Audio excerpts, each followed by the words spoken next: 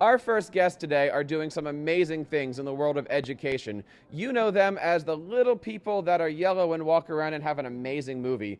I know them as friends of mine from Lego Education. I want to bring on, from Lego Education, Miss Abby Fern.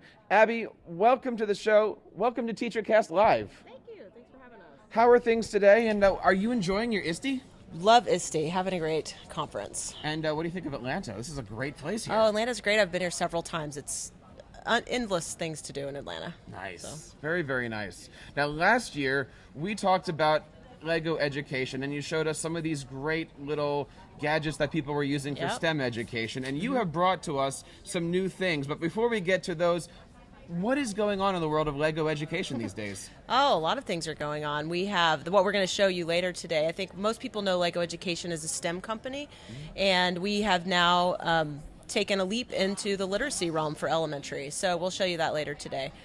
Excellent. Where can we find information about Lego Education? I mean, obviously we think of Lego as a toy company, but it is so much more than that. What are some of the things that Lego Education is doing, and where can we get a hold of it? Yeah, you can see us at legoeducation.us in North America and legoeducation.com globally.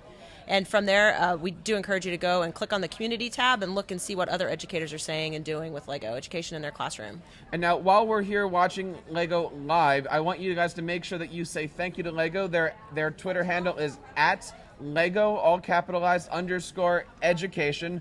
Please ping them out. They are a great company here. You guys have a product called Mindstorms. We do. What is Lego Mindstorms? So Lego Mindstorms is a robotics platform for teaching STEM concepts. So it was first introduced in 1998, and last year we introduced our third generation of Lego Mindstorms, EV3.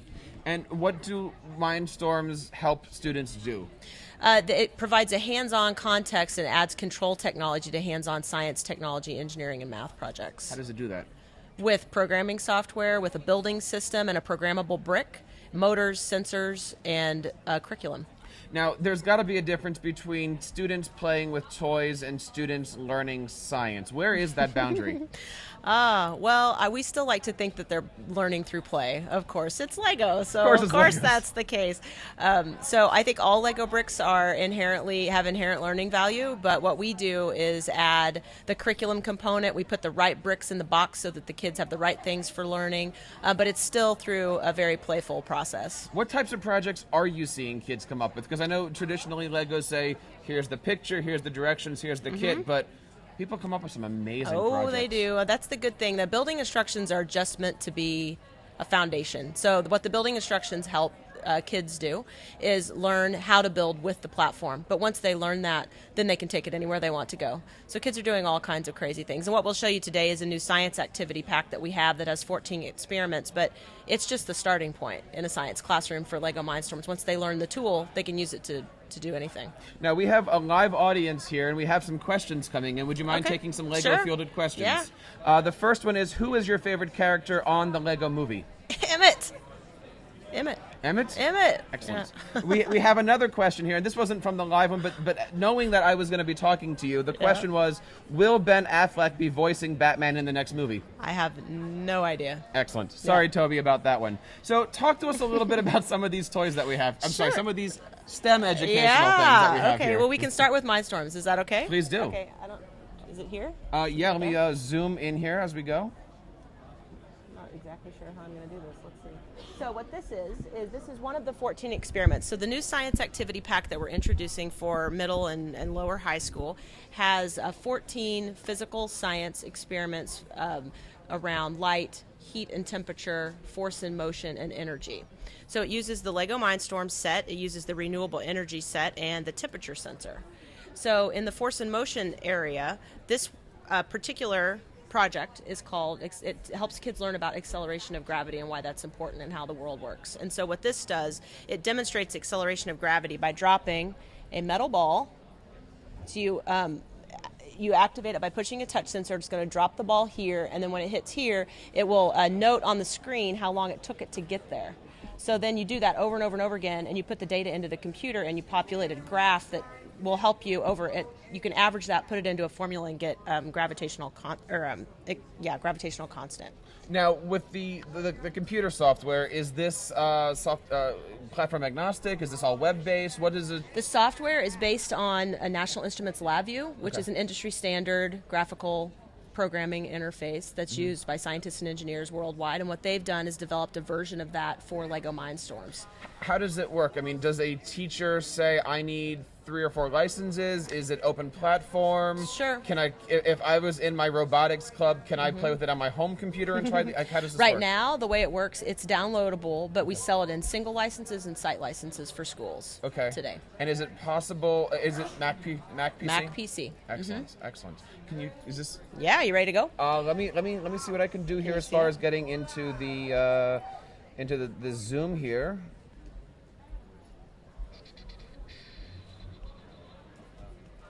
Let's see. We'll do our best to make sure that this works here. So the ball's up here. It's a metal ball that comes in the set, and there's a touch sensor we're going to activate here and another one on the bottom. And so when this one goes, it starts the timer, and when it hits down here, it stops the timer. Drop the ball straight down into here. Nice. And then you do that 10 times or however many times your Okay. teacher wants you to do it. And it measured that one, and then you write down and put in your chart how, like that was 3.47.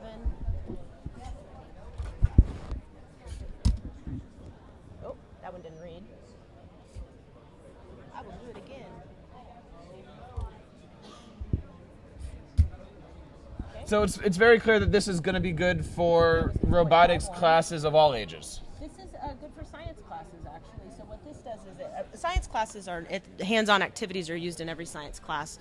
What this does is add not only Lego, but it adds control technology to help kids do that. So it introduces data logging and introduces science concepts in a different way. Now, with a tool they're familiar with. Are there other ways to use this particular kit? Yes. Yeah. So you can use the EV3 set. This is one way to use it in science. You can use it. We have a curriculum for about a semester-long STEM course. We have another curriculum that's an introductory robotics course that's great for technology classes and after-school programs. That's a Mars theme, a space theme. And then it's also used worldwide in a program called First Lego League for ages 9 to 14, a robotics competition for kids. We have some questions coming in actually about the curriculum. Is this something that any teacher can pick up? I mean, there's a lot of teachers out there that are interested in getting into STEM, but they don't know where to start. Yes. So the good thing, what Lego does really, really well, you've seen our building instructions, so you know how intuitive they are and how nice. So we take that same concept of intuitiveness and quality into our curriculum, so it's really easy for both students and teachers to get started. With this one in particular, we know all teachers are very limited on time, but in science classes in particular, they're not interested in building necessarily great big crazy robots. They just want a really quick and easy experiment. So these models are designed to be very easy and quick to build, and also the programming is provided if the teacher wants to give the kids that, because that's often not the focus in science. It's about the experiment, not the programming. I love that it's all about the experience here. It's about getting the kids to understand the concepts behind it, but doing it with play. Yeah. And it's really, really an amazing setup you have here. What are these guys here? Okay, let's switch. So this is a new thing that we introduced last year. It's called Story Starter, and it's for elementary. So this is a way for kids to build and tell stories. So it can be used in any elementary classroom to help engage kids in reading and writing and story through the art of storytelling. So in this case, actually there are 5 of these plates in here. They build the beginning, the middle, and end of a story. They can build 5 scenes of the story. We've developed a very unique set that can be used for 3 to 5 kids. And what's unique about this, unlike other Lego education sets, we've replicated all the characters and all the pieces 5 times, so they don't have to take them off and move them from scene to scene. They can build all 5 scenes at once. And then there's a extensive activity and curriculum pack for the teacher to use, and it was built on Common Core, English Language Arts standards. That's brilliant to have the same characters 5 times. I mean, that is really, really neat. And what it does, I think, is it helps kids it helps all kids engage in reading and writing, but for kids who might struggle in certain areas of communication, it certainly helps them because they've got something in their hand that they can write about. It gets them excited about being in school that day for their literacy lessons. Now, what other types of packs? Is this Other than this, is this the one that you have right now? This is the one set we have for Story Starter. There's a teacher guide and extensive curriculum that they download, and then just recently we introduced an iPad app for another component of Story Starter is a digital component called Story Visualizer. Okay. And it's a software that enables the children to capture their story. So they can previously they could do that on a desktop or a laptop, but now they can do it on an iPad. So we know that the teachers need to use these day after day, and the kids need to build stories every day. Well, kids don't want to take their Lego models apart. They want to keep them. They're really proud of them. So in this way, they can document their story here. Mm-hmm. They can take pictures and add all kinds of comic type elements, and then document it, turn it in for assessment, take it home to mom and dad.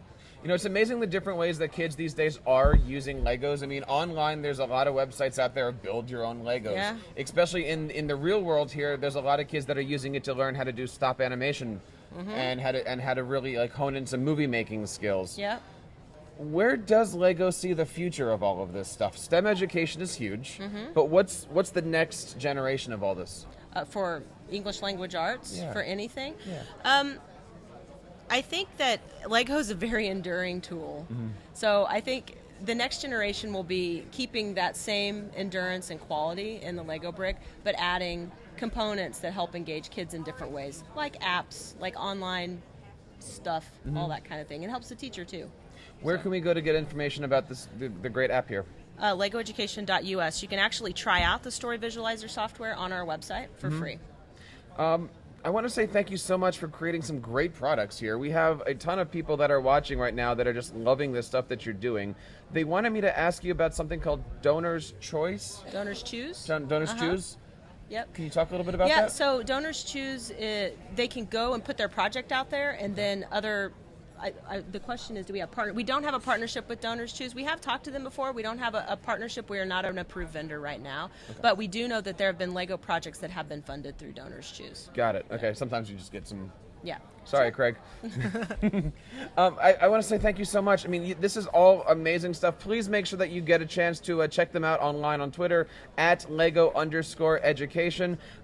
Abby, thank you so much. I'm looking forward next year to seeing you guys in our hometown of Philadelphia, seeing what is coming out of this stuff. I hope you guys come out with a Duplo set of that, first of all. We have one. It's called Story Tales. Oh, my goodness. Yes. Craig, you get the links for that stuff. That is going to be amazing to do. Live at ISTE 2014 with Lego Education. This is TeacherCast. We will be right back with a word from our friends, Grog the Zombie.